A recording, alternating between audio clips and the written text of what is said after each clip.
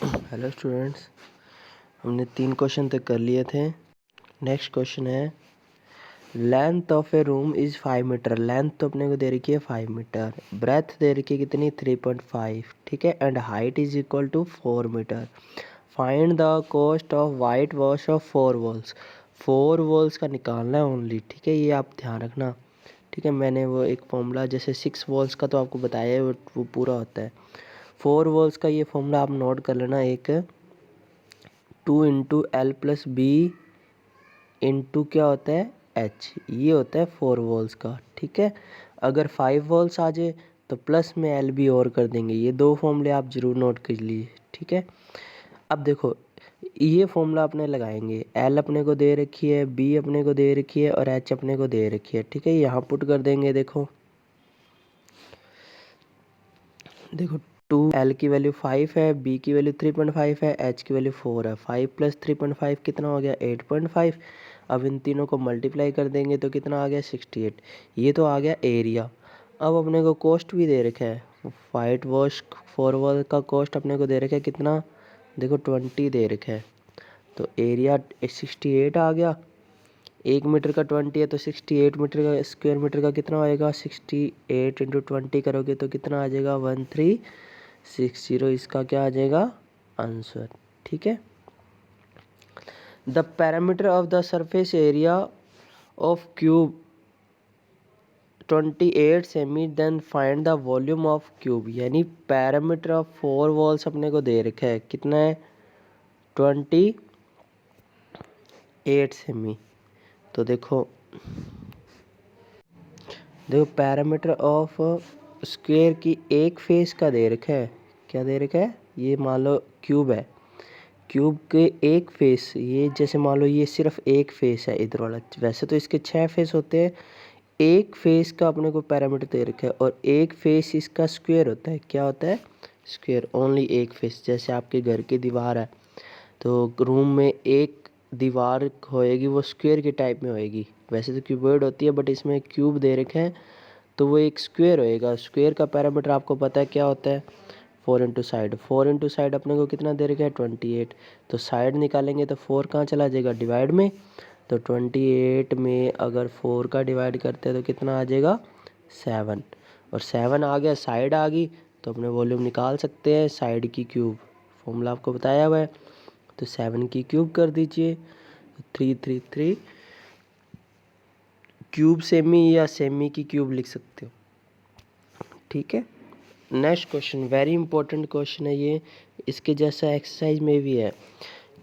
Ratio of length breadth and height of A cuboid is 6 5 और 4।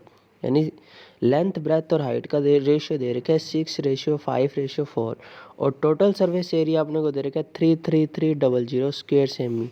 तो इसका volume क्या होगा वो अपने को निकालना है। वॉल्यूम निकालने के लिए अपने पास एल बी और एच होना चाहिए, परफेक्ट होना चाहिए, रेशियो में नहीं होना चाहिए। तो अपने क्या कर लेंगे, मान लेंगे वो रेशियो एक्स है। ठीक है, तो लेट कर ली, लेंथ तो आ गई 6x, ब्रेथ आ गई 5x और हाइट आ गई कितनी 4x और टोटल सर्फेस एरिया कितना दे रखा है 33300। अब आपको पता है टोटल सर्फेस एरिया का ये फॉर्मूला होता है 2LB BH and HL is equal to, ये अपने को दे रखे हैं। एल और बी की वैल्यू अपने निकाली थी 6x 5x, बी और एच की वैल्यू निकाली थी 5x 4x, एच और एल की वैल्यू निकाली थी 4x 6x is equal to ये 6 5 जा कितना हो जाएगा 30 और x into x x square, 5 4 जा 20, 4 6 जा 24।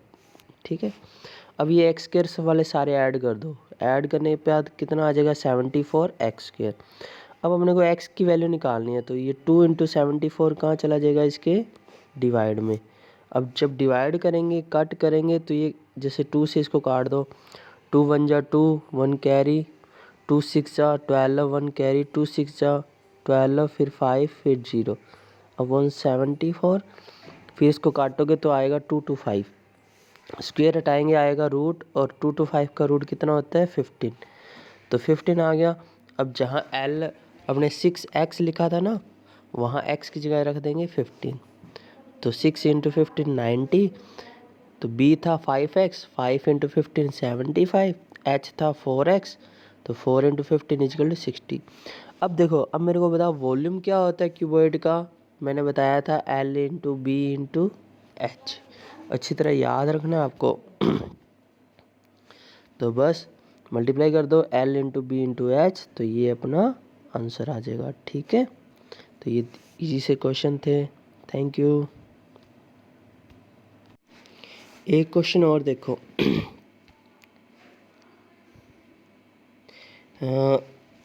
द डायमेंशन का मतलब होता है लेंथ ब्रेथ हाइट।